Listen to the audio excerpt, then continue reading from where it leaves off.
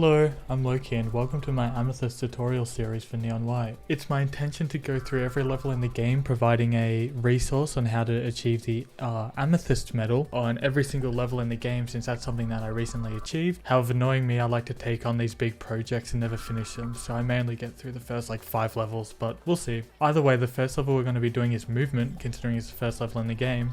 And to start us off, I think a good idea is to just watch an Amethyst run with no commentary. You'll notice in the bottom right my input display, in the top right my speedometer, so that you can compare with your own runs whenever you'd like.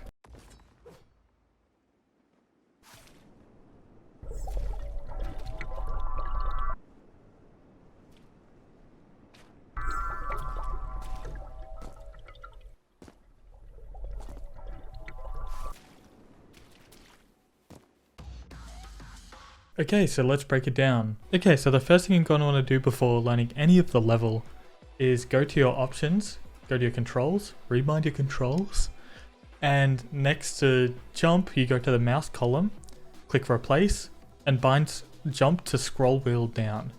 Now, this is common in FPS games for b-hopping, but in this game, if you're unaware, it has a slightly different use. So you'll, right now I'm scrolling down and I'm not jumping at all. And it's like, well, why did I bind it? This game actually gives you a bit of leniency when you walk off a ledge of time that you can jump. So you'll notice I can walk off pretty far and still get a jump off. And that is done by using the scroll to jump. The jump only registers if you're not on ground. So you can actually jump way later than you could with it. Well, not way later than you could with space, but it's easier to perform using your scroll wheel. And if you look at my input viewer, you'll see there's a difference between me pressing spacebar and me doing scroll jump. You'll see it only takes up a fraction of that spacebar on the input display in the bottom right. And the big thing that that's used for in this level is right at the very end, this jump. You obviously need to be quite greedy with it. So if you're doing this jump at the end, you'll notice that I use the scroll wheel to make it across. There are 2 key parts of this level that determine whether or not a time will be good. That being the arch jumps where you hit your head, and also the jump at the end. I'll speak about everything in the level as it comes up in order, but I just wanted to point out those 2 things because if you're close but can't quite get the amethyst, it's probably one of those 2 things that are holding you back. So to start off the level, we want to immediately jump so that we can land at the water at the bottom as soon as we can. So you just double tap space, and then bam, just like that you get to the water quick. Now the first little thing to worry about is this little archway right here.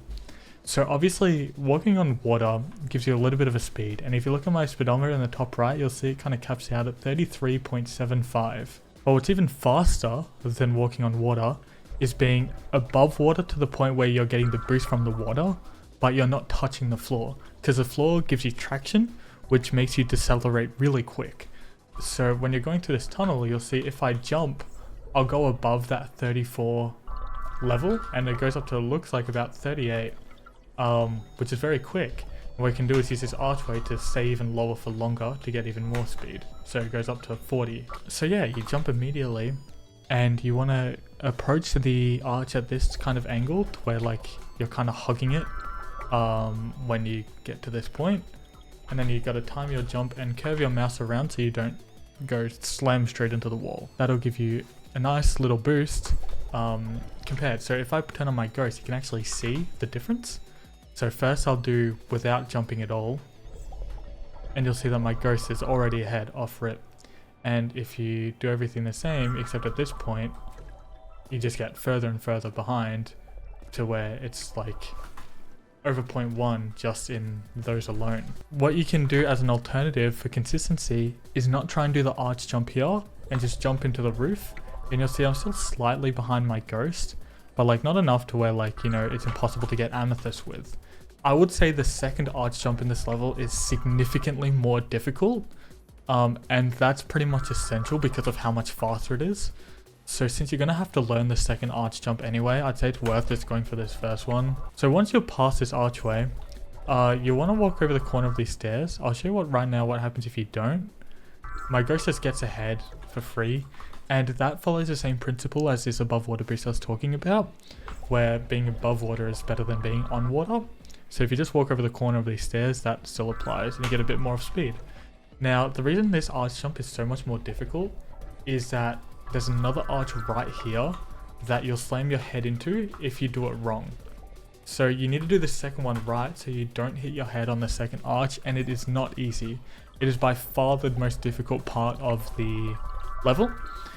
And when you go about it, you want to kind of go off to the left a little bit, because if you just keep holding space, which it should be through here, you want the jump to go off when you're at the top of this wooden plank. So it's kind of better when you do this arch jump and move your cursor to the left, go quite far to the left so that the jump to over here is a little bit further, because you'll have quite a bit of speed built up. So it's better to be more to the left than not. So again, walk over this corner, do the jump, and then if you hold space, you should jump around the top of this plank. And then after the top of the plank, with the speed that you have from the arch jump, it'll send you quite far forward to the point where if you keep holding space, you'll make it to the water wheel. If you find that you don't get as much speed as you might get on some other attempts, you don't have to keep holding space, but if everything's going right, holding space should work fine.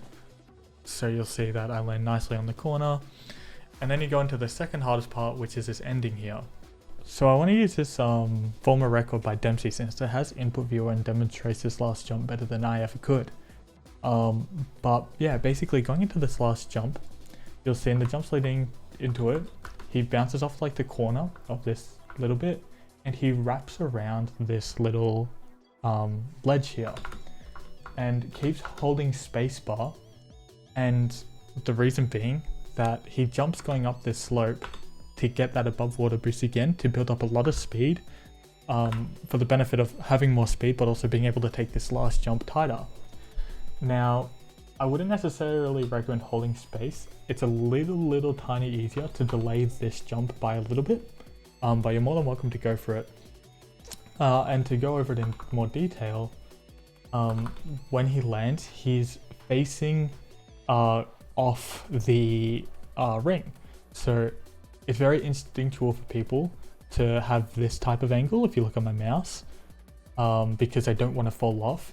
But no, in order to kind of track the water better, it's better to be aiming, slightly off between these two pillars. And then that way you can get a nice water boost and curve around. So right here, he's just slightly above the edge, so that he's keeping that water boost, and obviously not falling off. And then for this ending, you curve around and do a coyote, which is what I got you to bind at the beginning. Now the coyote allows you to cut off as much as you can, which you kind of just get a feel for when to jump. Now, when you're at this point of the jump, you want to start curving a little bit more into the middle rather than going as tight as you possibly can. So you want to walk a little bit to the middle, and then that way the kind of slippery nature of the water will make you more perpendicular to the water to make the jump across easier. If you try and cut it off too tight, rather than the jump being straight ahead like this, the jump will be trailed off to the side if you try and cut it too much. So basically, you land, you aim your jump slightly off the ring, curve around so that you keep the above water boost, and then walk slightly to the middle, and then curve again in coyote to do this and jump fast. And if you have good jumps in the arches, as well as doing this decently, where you cut off a good amount while maintaining your above water boost, that should be more than enough for Amethyst.